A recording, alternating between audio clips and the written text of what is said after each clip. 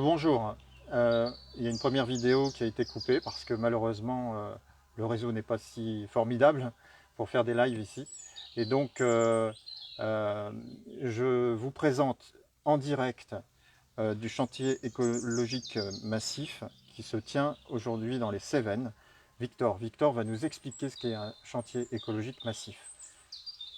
Donc en fait, donc ici on est dans les Cévennes, sur un territoire escarpé, et on a voulu s'installer en agriculture. Euh, à, à côté, on fait aussi des stages d'immersion, où on accueille plusieurs personnes pour les former au travail du bois, etc., de la pierre. Et on a vu que avec 50 personnes, on arrivait à avancer, on arrivait à relever des défis d'installation, de régénérer des territoires en termes de biodiversité, de biomasse et de culture. On a été sur 6 hectares. Sauf que mettre 6 hectares, si on met 10 ans à les réaliser, il reste 28 millions d'hectares de surface agricole en France. Et c'est pas assez. On n'est pas assez rapide. Donc du coup, on s'est dit, ok, on passe de 50 participants à 500 participants. Et on va mettre beaucoup plus de monde et de main d'œuvre pour réussir à relever ce défi. Et donc quand je dis 500, c'est le premier pas. Après, ça peut être 5000, 6000. En fait, l'idée, c'est d'aller chercher aussi tout un engouement social autour de ça et de refaire société autour du faire ensemble. Et donc 500 personnes, c'est juste un chiffre, mais ensuite c'est de dépasser les carcans et d'aller réunir, comme fait le football, avec 2,5 millions de personnes dans la rue pour cet événement. Mais ce serait pour la résilience alimentaire nationale. Oui, on rappelle que la résilience alimentaire, c'est notre capacité à nous nourrir. Si les circuits de la mondialisation étaient neutralisés par une cyberattaque ou un prix du pétrole trop fort, les citoyens français aujourd'hui ne disposent pas assez de producteurs locaux en local pour se nourrir. C'est-à-dire qu'ils sont extrêmement dépendants des supérettes et des supermarchés. Et ça, c'est une faute de sécurité. C'est même pas respectueux du continuum sécurité-défense. On ne peut pas protéger quand on est militaire, policier, gendarme, les personnes, les citoyens français, si on a le ventre vide. Donc merci de participer donc, à cette sécurité. Ce qu'on a derrière toi, c'est un magnifique mur qui n'existait pas il y a de ça quelques semaines, Quelques mois. Il a été fini il y a 2 mois. fait à force de femmes et à force d'hommes. Alors je dis ça pourquoi? Parce qu'ici on a une partie argileuse, non, Granit. granit, pardon. Granit qui a été faite par... Qui a été faite cet hiver. Du coup, on nous a fait livrer les pierres. Donc, on a choisi le granit parce que c'est une pierre qui est très résistante. Et hmm, ici, en fait, on a beaucoup d'eau. Donc, dans les Cévennes, il y a ce qui s'appelle les épisodes cévenols. On peut avoir 500 mm d'eau en 2 jours, voire en 12 heures. Et donc, pour retenir la terre et pour que la terre n'aille pas dans la vallée et qu'on la perde ici, qu'on se retrouve avec, comme sur les Gouales ou le Ventoux, hmm, des terres qui sont complètement incultivable puisqu'il ouais. n'y a plus que la roche en fait. On veut garder la terre et c'est pour ça qu'on fait les traversiers en Cévennes. Donc là c'est un mur de soutènement pour retenir la terre et laisser passer l'eau. Pas de Et machine que fait à la main. là c'est que fait à la main, oui, on a monté toutes les pierres depuis le bas de la route et ensuite on les a empilées. Donc vous voyez on fait des tas de pierres pour ensuite faire basculer les pierres, les faire monter et les envoyer au-dessus du mur. Donc, et cette partie-là, ce sont les femmes qui l'ont fait, c'est ça? C'est ça, là c'est Émilie principalement, donc Allez, on avance. l'agricultrice qui va s'installer ici, qui est en train de s'installer. Donc ici pour être agriculteur ou agricultrice, c'est essentiel de connaître la technique des murs en pierre sèche. Mhm. C'est une technique ancestrale des Cévennes qui permet de cultiver en fait sur des sur la montagne. En fait, on va créer des espaces plats inclinés à 10% pour avoir le soleil qui va taper de la meilleure façon. Mhm. Et donc on fait ça pour en plus donc il n'y a aucune industrie derrière, puisque les pierres sont prises sur place. Ouais. Il y en trouve partout, c'est très schisteux ici, c'est des pierres de schiste. Et ensuite, on ne met pas de liant. Souvent dans les murs, on retrouve du béton, on retrouve du ciment ou de la chaux. Là, il n'y a pas de liant justement pour retenir la terre et laisser passer l'eau. D'accord, ok. Et donc, vous êtes combien à faire ça ici? Alors là, du coup, donc il y a la famille qui s'installe ici, donc Émilie et Boris avec leurs 4 enfants. Ouais. Et nous, on est 3 à les avoir rejoints sur ce projet de construction d'un écolieu pour incarner nos valeurs, ce projet de transmission pour pouvoir donner accès aux gens, en fait, les techniques d'installation en écolieu, donc travail de la pierre, travail du bois, l'éco-rénovation, aussi la low-tech, nouveau rapport à la technologie, et enfin le potager pour l'alimentation. Et ensuite, la troisième dimension, ce sont les SEM, c'est de servir le territoire et servir en local, mais aussi en national. Donc à partir du local, l'idée c'est de grandir, de passer à l'Occitanie, d'installer des agriculteurs et des agricultrices, de améliorer notre prototype, notre outil de chantier au fur et à mesure, pour ensuite développer un outil qui sera performant au niveau national. À force d'hommes. À force d'hommes Ok. et de femmes. Alors ici, on va montrer une infirmerie. Alors c'est hyper important de montrer cette infirmerie parce que forcément, quand on a, comme aujourd'hui, 60 personnes sur ce terrain, ça fait forcément des bobos parce que tout le monde bosse à force de bras avec des outils. Tout à fait. Et donc, justement, il y a eu le cas, hein, hier, il y a eu des blessés. C'est ça, ça arrive. Hein. Donc, on accueille tout type de public. Tant qu'on est déterminé à aider et à servir quelqu'un, tout le monde est le bienvenu, et la bienvenue. Et donc, ça arrive, quand on n'est pas habitué à travailler, on peut avoir des ampoules, on peut avoir aussi par rapport au soleil, bien se couvrir, bien s'hydrater. Et donc, voilà, il y a les petites coupures, les ampoules, et parfois aussi les gros bobos qui peuvent arriver plus rarement. Ouais. Mais oui, c'est important de prendre soin de ceux qui veulent servir, de ceux qui veulent aider. Et d'ailleurs, prendre soin, c'est aussi bien s'équiper en matériel, mais aussi en personne. Et donc là, on a la chance d'avoir Béatrice avec nous. Béatrice, bonjour. Voilà, bonjour, oui.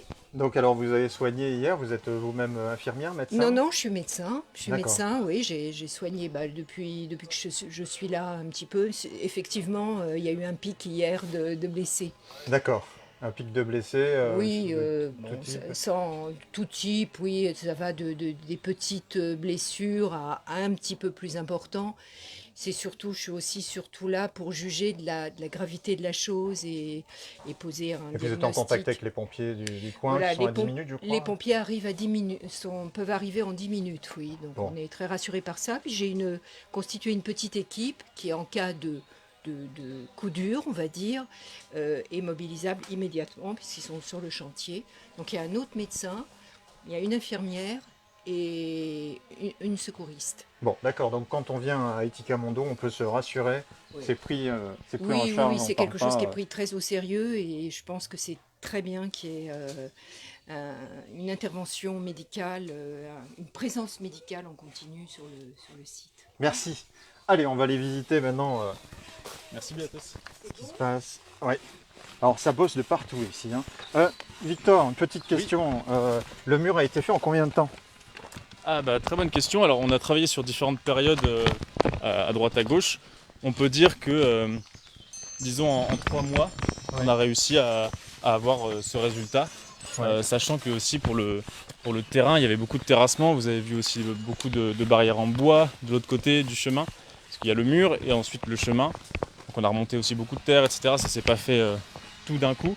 Mais en comptant 3 mois, oui, c'est 3 mois d'ouvrage sur ce mur. Ok. Alors là, je ne sais pas si vous le verrez bien à cause de l'exposition du soleil et parce que je n'ai pas de talent de vidéaste. Ici, vous avez une barrière. Qu'est-ce que c'est que vous êtes en On train peut de appeler ça construire? une SH ou une barrière naturelle. D'accord. Pourquoi? Alors, donc là déjà tout ce que vous voyez ici, c'était pas fait hier. Donc ça a été fait hier après-midi Donc, et ça ce se matin. sent de là-bas. Hein. Et donc ça sert à remplacer les clôtures électriques. À la base, en agriculture, on a besoin de se protéger des nuisibles, que ce soit les sangliers, etc. Donc on est dans la forêt, hein. C'est pas, les champs sont à tout le monde, entre guillemets, tous les êtres vivants. Et donc c'est normal qu'il y ait aussi des animaux sauvages qui veuillent se faciliter l'alimentation et donc aller manger les cultures des hommes. Oui, vous créez de l'alimentation, donc eux ils se disent autant ça. manger. C'est plutôt logique en ce qu'a fait. fait l'homme. Ok. Et donc pour se prémunir de ça, on leur laisse une partie de la forêt, notamment les châtaignes qu'on ne va pas ramasser qui sont trop petites. Et par contre on va se prémunir de leur entrée sur nos champs. Donc on met en place une haie qui permet de leur interdire le passage. Donc c'est principalement des sangliers, ça peut aller aussi aux chevreuils. C'est pour ça qu'on la monte assez haut, parce que les chevreuils peuvent sauter. Mais voilà, donc ça permet de remplacer les barrières électriques puisque c'est la solution de rapidité, mais qui dépend encore de l'industrie. Et donc nous, l'idée, c'est de développer des techniques ici. Alors là, je parle de manière globale sur l'alimentation, la santé, l'habitat, des techniques écologiques. Ok, on va continuer à progresser. Alors là, ce que je voudrais que vous fassiez, c'est imaginer, faire un effort imaginaire, d'imagination. Tout ce que vous allez voir là, ça n'existait pas. Tout ce qu'on va vous présenter là. Donc du bas là, vers le haut. Ça n'existait pas. Ça fait combien de temps que ça existe là? Là, ça fait, disons, Les tentes, les infrastructures, le terrassement. 2 semaines. 2 semaines. 2 semaines à 3 semaines. On a commencé à défricher. Donc ici, il faut savoir qu'avant, c'était des champs de vignes. Donc c'était un viticulteur qui était ici. Ça a été abandonné pendant 70 ans. Donc il y a eu beaucoup de pruneliers, de ronces, de genêts qui ont poussé. Et on ne pouvait pas marcher, ça montait jusque-là. Et donc on a commencé un gros travail de défrichage au fur et à mesure des années. Donc ça fait 2 ans et demi qu'on est installé ici. Donc on s'est beaucoup occupé des terres du bas avant. Et là maintenant on est sur les terres du haut. Donc une châtaigneraie juste au-dessus et ici les champs.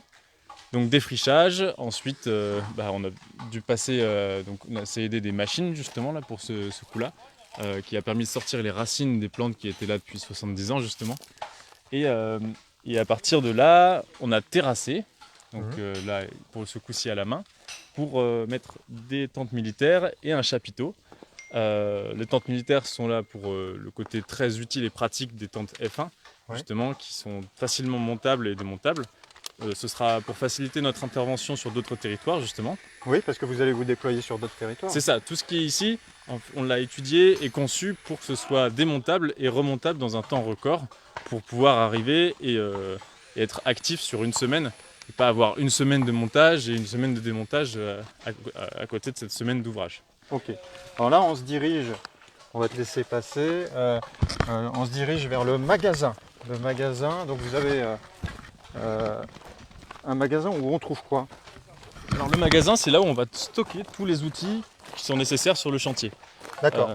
Et donc ça va être le point de ralliement, le point central d'accueil aussi, de réponse aux questions.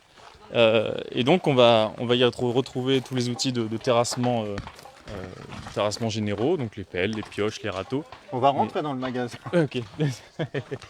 et aussi tout ce qui va être du côté du bivouac. Voilà, ici on a les gants. Bonjour. Bonjour. Responsable du magasin. On va avoir le reste de nos tentes militaires.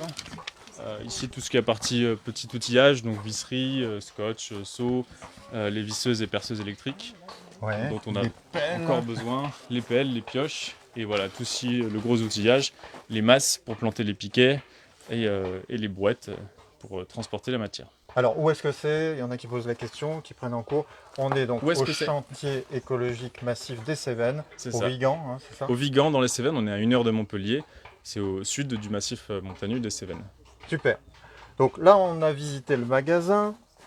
On va ressortir du magasin. Vous allez voir, il y a quand même plusieurs lieux de vie. C'est là où vous resterez, c'est ça? Ici? C'est ça. Donc là, on se réunit pour manger le midi.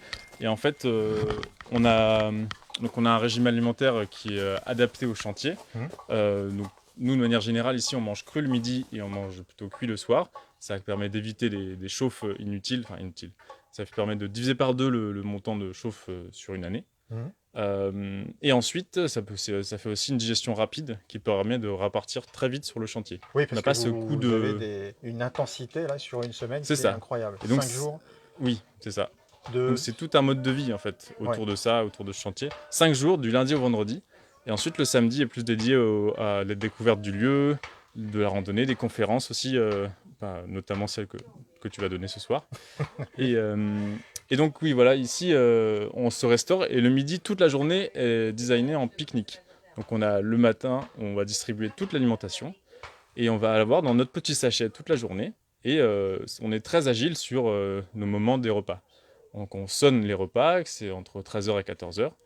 On s'arrête, on mange, on pique-nique, et ça va très vite. Et ensuite, on peut tout à fait repartir. On n'a pas besoin de préparer un repas, on n'a pas besoin de descendre, de tous se regrouper tous ensemble. Et pareil pour le goûter. Par contre, le soir, on se retrouve tous ensemble et on adore aussi cet aspect convivial. Vous avez ici Boris, qui est... Continue avec Didi, il faut que j'aille à la tronçonneuse, je ferai coucou après. Ouais, mais là, tu es en live, tu vas nous dire quand même 2 mots. Boris, tu es à la conception, hein, à l'origine de ces chantiers écologiques massifs. Ouais, une origine un peu hasardeuse, hein. C'est le fruit de beaucoup d'influences. Voilà. Et en effet, bah, ouais, ça me gêne un peu de dire que je suis à l'origine, parce que c'est quand même vraiment un travail d'équipe. Et c'est juste prendre différentes idées qu'on a mélangées par rapport à un besoin. Et Émilie voulait s'installer en agriculture, c'était complètement cohérent avec moi ce que je voulais faire, un centre d'éducation à l'environnement qui incarne vraiment ce qu'on préconise. Nous, on a une vision du monde de demain qui soit une écologie partagée par tous et une écologie pratique, à savoir qui répond aux besoins des humains tout en améliorant la biodiversité. On ne peut plus être dans une civilisation qui détruit la biodiversité, qui détruit les autres formes de vie. Donc de vouloir installer une ferme agricole qui en plus va prendre soin du vivant, déjà l'agriculture c'est beaucoup de travail, hein, on le cache à personne, tout le monde le sait. Mais si en plus tu veux soigner la planète, enfin au moins ton petit lopin de terre, ça demande encore plus de boulot. Donc l'idée c'était de faire des chantiers collectifs. Ça a marché, on s'est éclaté, mais si tu dois être pragmatique et pas rester dans ton idéalisme, tu te dis mais attends, on a fait 1/1000 de la ferme, si on veut vraiment faire les trucs nickel. Imagine à l'échelle de la France, à l'échelle du monde. Donc là, on est obligé de passer à un cap supérieur et du coup, passer des chantiers collectifs à 50 à des chantiers à 500. Super. Et tu utilises beaucoup de coaching de type sportif, hein, c'est ça.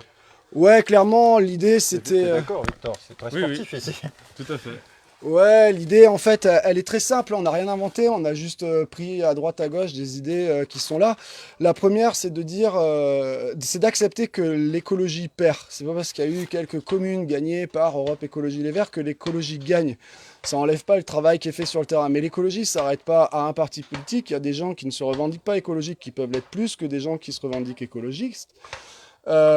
Et ensuite, moi je trouve, si on prend la science de l'écologie, qui est l'étude des interrelations entre les êtres vivants et leur écosystème, donc l'étude des interrelations, l'écologie, à mon avis, elle ne peut pas être excluante. Même avec notre adversité, un écosystème, c'est un écosystème. Ce que je veux dire par là, c'est que le loup, par exemple, que les écologistes défendent, c'est un super prédateur, il dégomme les lapins, il dégomme les moutons, il dégomme tout le loup, quoi. À la base, c'est pas un gentil dans l'écosystème. Pourtant, dès qu'on lit comment fonctionnent les écosystèmes, c'est clé d'avoir des super prédateurs.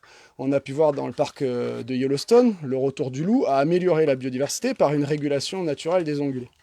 Donc, moi, je pars du principe que l'humain, en fait, plus il va se segmenter par groupe socioculturel, plus même il va s'affronter et plus il va s'effondrer de lui-même. Ouais. Et c'est un peu ce qui se passe. Aujourd'hui, on est dans un monde de compétition.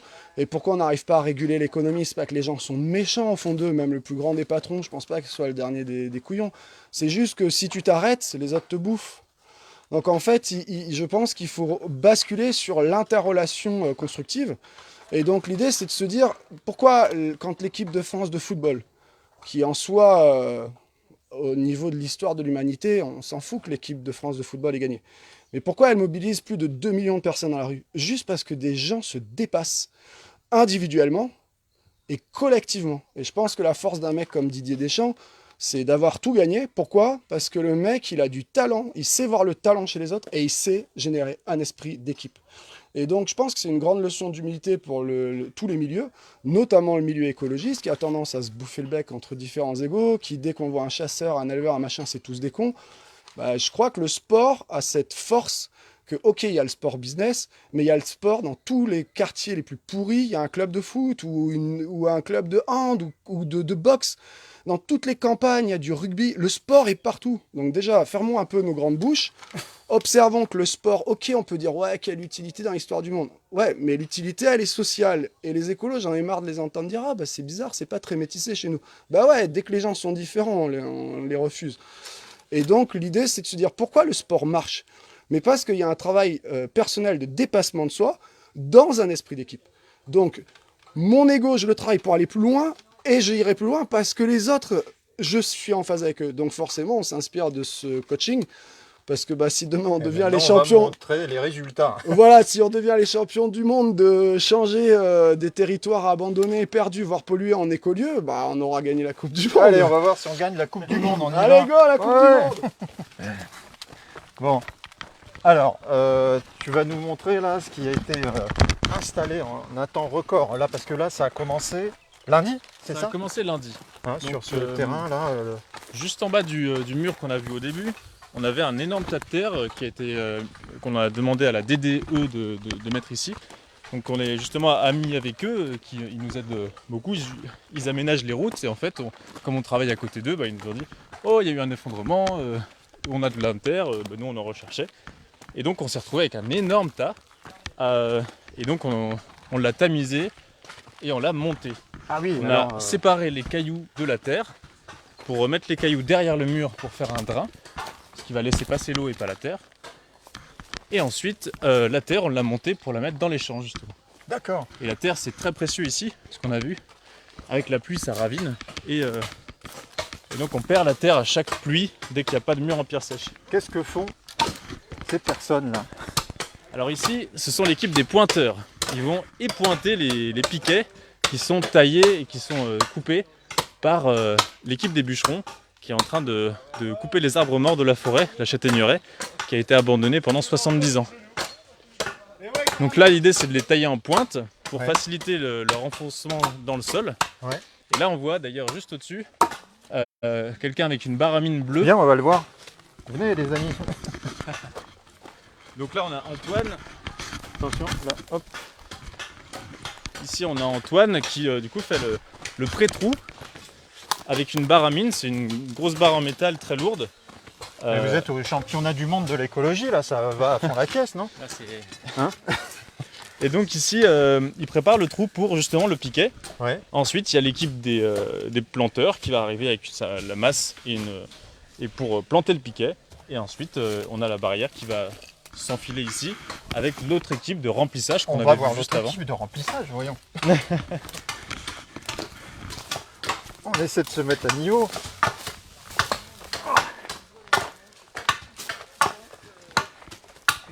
Alors là, c'est l'équipe de remplissage. C'est ça. Donc voilà, ici il y a les pré-trous qui sont déjà partis devant, les planteurs qui sont en train d'arriver ici avec la caisse militaire pour les surélever et taper les troncs. Et enfin, l'équipe de remplissage qui arrive et qui remplit la barrière. Vas-y, on avance, on va Une essayer de pas trop mécanique, les déranger. Mais... Une mécanique bien huilée justement pour l'efficacité. L'idée c'est de former basiquement chacun à l'utilisation des outils. Ouais. Et ensuite c'est d'y aller, on y va, on fait. On y va. Parce que l'objectif c'est le résultat. Ouais, on c'est s'en faire fout. pour dire. C'est C'est pas ça. dire, il faudrait que... C'est On y va. plante, on y va. On y va, on se rencontre évidemment, on se connaît, on se dit bonjour. Ouais. Mais l'objectif c'est pas de faire ami-ami. L'objectif c'est d'installer une agricultrice. Waouh, d'accord, ok, donc ça... Et on a 5 jours. C'est jours. très peu, c'est très peu 5 jours. Et donc l'idée ce sera qu'après on se rencontre. Après on discute. Samedi, une fois qu'on aura bien fait ensemble et créé des liens grâce à se faire ensemble, on discutera, on se rencontrera, on échangera nos numéros de téléphone pour se revoir. Mais là l'objectif c'est pas de se rencontrer. Après, c'est la fiesta, quoi. C'est-à-dire que C'est t'as 5 ça. jours à fond. Et ça donne du sens à la fiesta. Ça Voilà. donne du sens à la fête parce qu'on aura fait quelque chose ensemble, on aura construit, on aura Ok. bâti. Et j'ai vu qu'il y a des toilettes qui sont en train d'être construites, donc on va repartir là. Et oui. C'est important l'hygiène quand même dans un truc comme ça. Parce que... Donc les gens viennent poser leur campement, ils viennent encore en toile de tente, vous prêtez des tentes, comment ça se passe? C'est ça, donc les gens qui ont leur matériel, on les accueille avec. Nous, entre-temps, du coup, à la semaine de pré-chantier, quand on a mis en place les tentes militaires Ouais. et on a fait aussi des espaces de bivouac, donc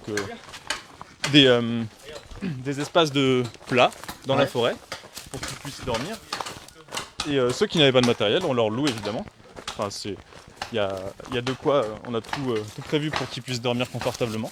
Ça, c'est Ouais. très important, de dormir confortablement pour être bien dans sa tête et bien dans son corps la journée. Ouais, parce qu'il y a de l'intensité, excuse-moi de te couper. Ça commence à quelle heure, ça termine à quelle heure?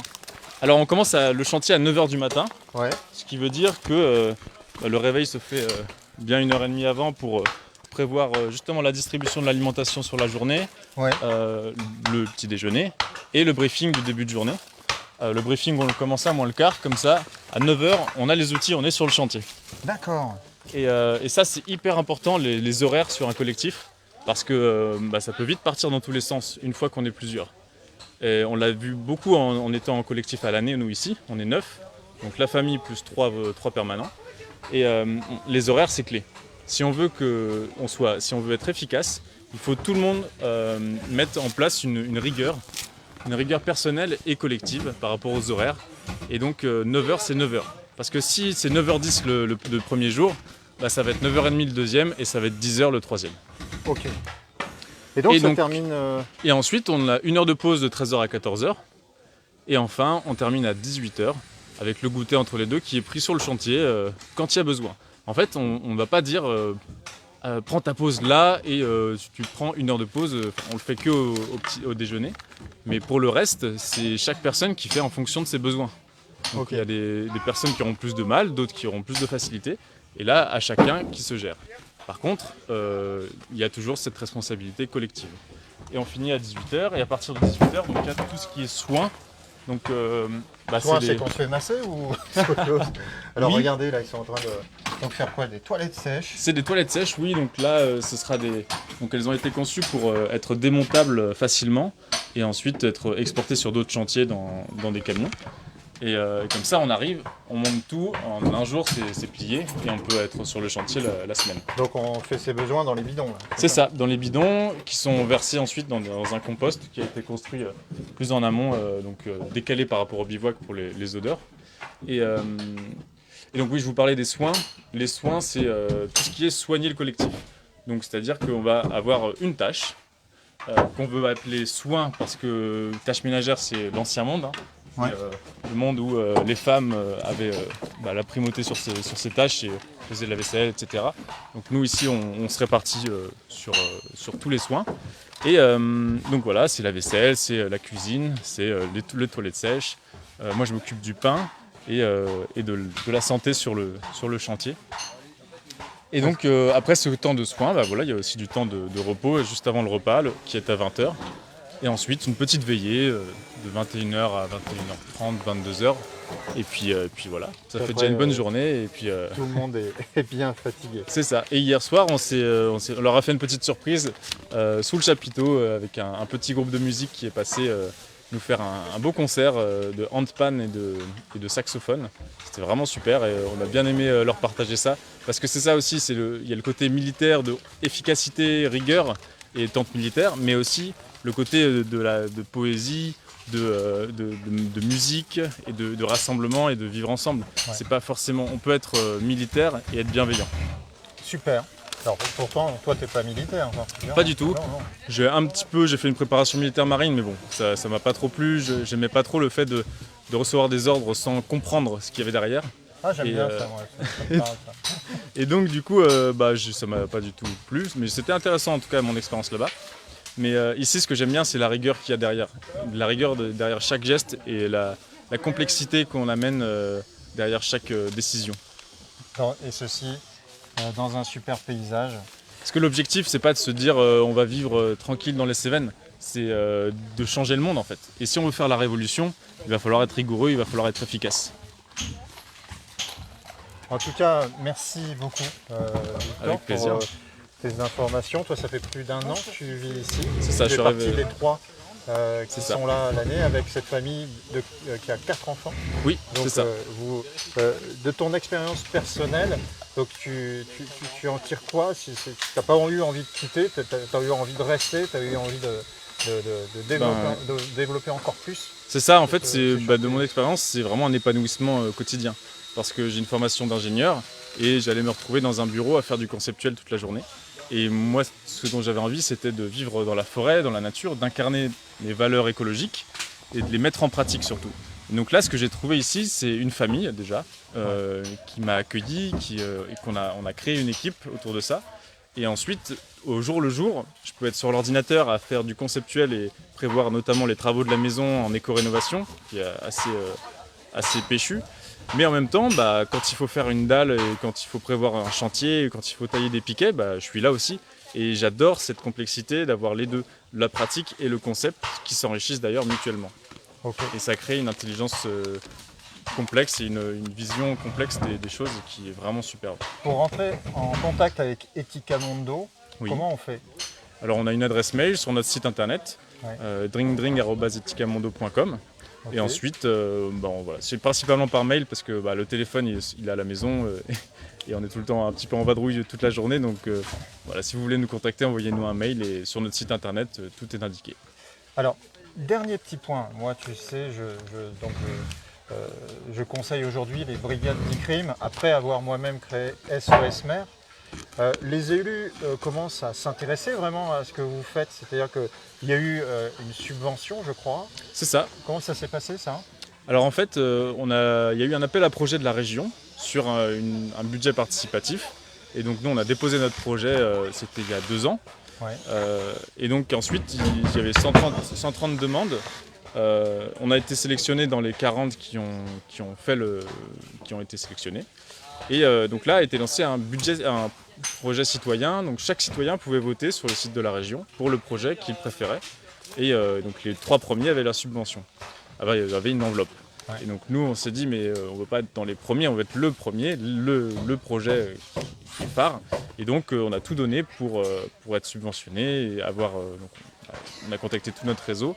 Et on a réussi du coup à gagner ce budget participatif et on a reçu une enveloppe de 40 000 € pour lancer les SEM.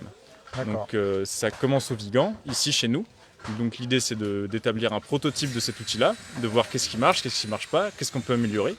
Et aussi on est dans un territoire escarpé, vous avez vu, on monte, on descend toute la journée. C'est compliqué. Et donc tout de suite ça complexifie beaucoup les choses. Et à partir de là, si on arrive à installer Émilie ici en 5 jours, sur un territoire comme ça, on pourra tout faire partout.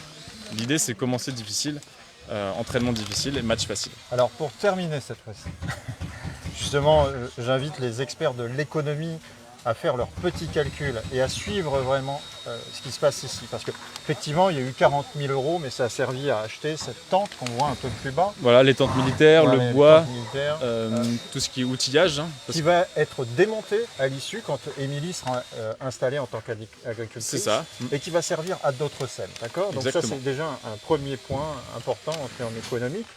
Et sachez que les jeunes agriculteurs de moins de 40 ans peuvent faire une demande de dotation jeunes agriculteurs. C'est le DJA. Et en 4 ans, ils doivent se dégager un salaire à l'année. Hein, c'est ça le l'idée, Exactement. c'est qu'ils doivent prouver qu'ils peuvent se dégager un salaire à l'année en l'espace de 4 ans. Vous arrivez en une semaine à faire que la première année, on puisse se dégager un salaire. C'est l'objectif. C'est l'objectif et c'est ce qu'on est en train de tester ici. On a 60 personnes ici aujourd'hui sur 5 jours. Et l'idée, c'est qu'à la fin des 5 jours, on ait fait assez de travail pour qu'en 1 an, Émilie puisse se sortir un salaire. Et c'est vraiment cet objectif-là qui va être clé pour voir si les SEM sont efficaces ou pas. Merci beaucoup pour Avec toutes ces plaisir. informations. Donc je remercie donc Ethicamondo de participer effectivement au renforcement, c'est ce que je dis souvent, du continuum sécurité-défense, parce que la sécurité, c'est certes des policiers municipaux, nationaux, des gendarmes, des militaires. Et moi, j'ai eu un parcours comme celui-ci. J'ai même protégé des présidents, mais le truc, c'est qu'on ne protège personne quand on a le ventre vide. Et comme le dit très bien, avec ses 20 ans d'enquête, Stéphane Lino, aujourd'hui, au niveau résilience alimentaire, on n'y est pas. Donc moi, je vous invite à vous intéresser à ce que font les chantiers écologiques massifs. On écarte maintenant le côté sécurité, j'ai dit ce que j'avais à dire. Prenons la convivialité, ce qui nous manque un petit peu aujourd'hui dans notre société. Prenons l'aspect écologique qui est important pour les générations futures, pour que nous soyons cohérents. Et regardons avec attention ce qu'ils font. Et même au niveau économique, je pense qu'il y a des leçons à tirer de cette initiative. Merci à tous pour votre attention.